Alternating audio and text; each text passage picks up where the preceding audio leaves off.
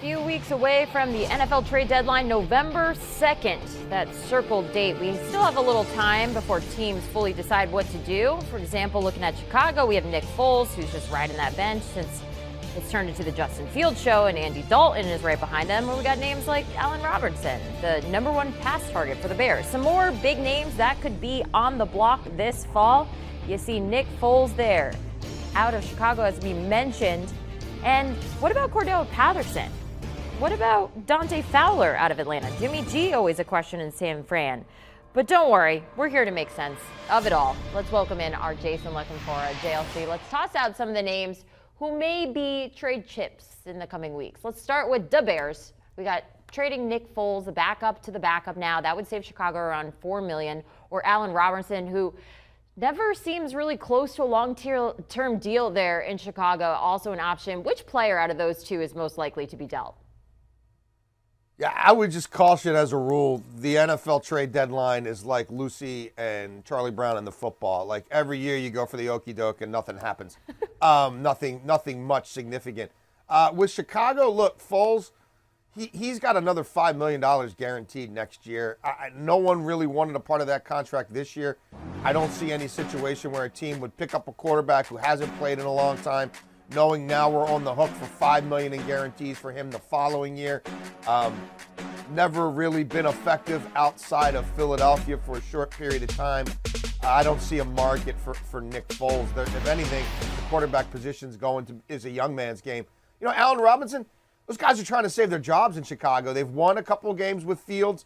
I think he'll be folded more into the offense as things move forward. But you look at, Ryan Pace, the GM, Matt Nagy, the head coach, they're in sort of desperation mode. They're trying to salvage this thing and somehow show ownership that we're trending in the right direction.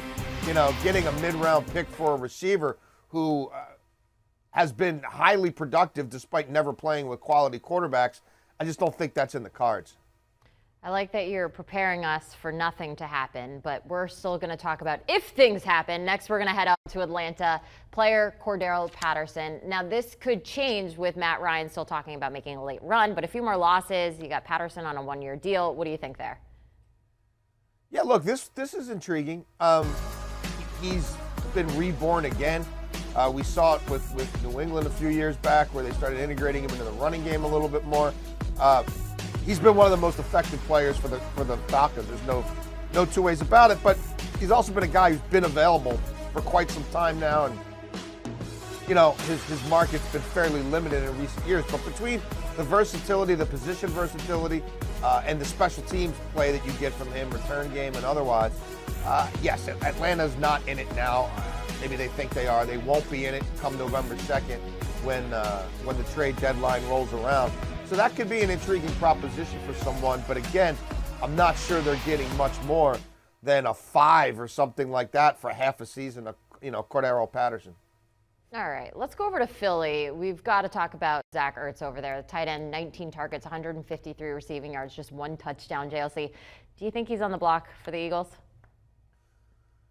Well, he's been someone who's come up in trade conversations for a long time.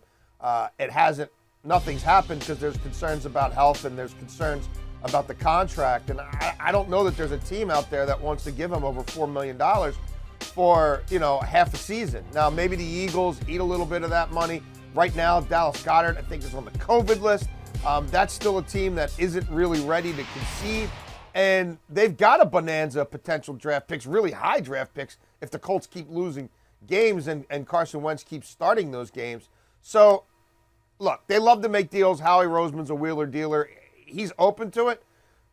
I'm not sure that there's a robust market for Ertz at this stage because of the money, but maybe, again, the Eagles eat a little bit more of that to try to facilitate something. A wheeler and a dealer. Now, for the full article with more trade names out there, check out CBSSports.com. JLC, thank you for your time. And if you're looking for more from your daily fix of NFL news and analysis, you got to look no further than the Pick Six podcast. Our guys getting you up to speed each day in about 30 minutes with what's trending in the NFL world. The latest pod discussing which teams are legit contenders to win it all. Listen up today. Want a sports network that delivers everything that matters about the game? The highlights, the picks, the instant analysis. No yelling, no fake debates, no politics. Hit the subscribe button and never miss a moment.